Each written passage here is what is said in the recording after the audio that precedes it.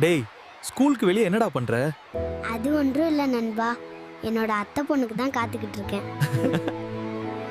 என்னடா ஸ்கூலுக்கு போறதுக்கே அழுகுற?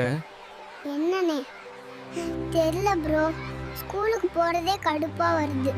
இன்றைக்கு என்னடா நடந்தது? அடி மேல அடி விழுந்தா அம்மியும் நகரும்னு சொல்லுவாங்க. ஆனா என் ஃப்ரெண்ட் என்னோட வீட்டுக்கு வந்தா நகரவே மாட்டுக்கான் ப்ரோ. என்னடா சோகமா இருக்க?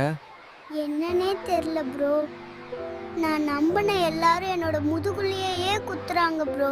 இந்த பொங்கலுக்கு உனக்கு என்ன பரிசு வேண்டும்?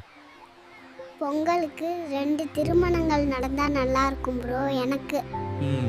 என்னடா கவலையில இருக்க போல? வனாய்க்கு இருக்க மரியாதை கூட எனக்கு இல்லை ப்ரோ.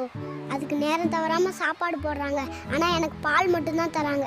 ஏன்டா முகத்தை பிடிச்சு வச்சிருக்கிறா? என்னோட தம்பி நல்லா தின்னிட்டு குசு போடுறான் ப்ரோ, ரொம்ப நாறுது. உன்னோட நண்பனை பற்றி சொல்லுடா. எருமை மாடு மாதிரி வளர்ந்துருக்கான், ஆனா அந்த எருமைக்கு இருக்க அறிவு கூட இவனுக்கு இல்லை.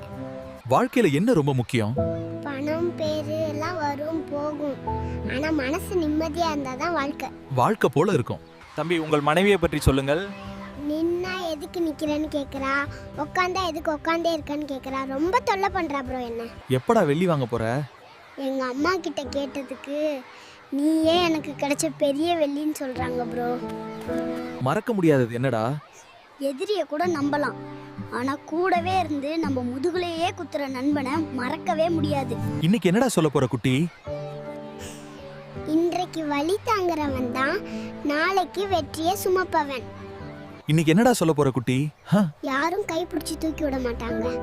நீ தினமும் உன்னை நம்பி எழுந்தா வாழ்க்கை தானா வர ஆரம்பிக்கும். உங்க அப்பா ஊர் நாட்டாமையாடா? என்னதான் எங்க அப்பா ஊருக்கே சோறு போட்டாலும் எங்க அப்பாவுக்கு சோறு போடுறது எங்க அம்மா தான்.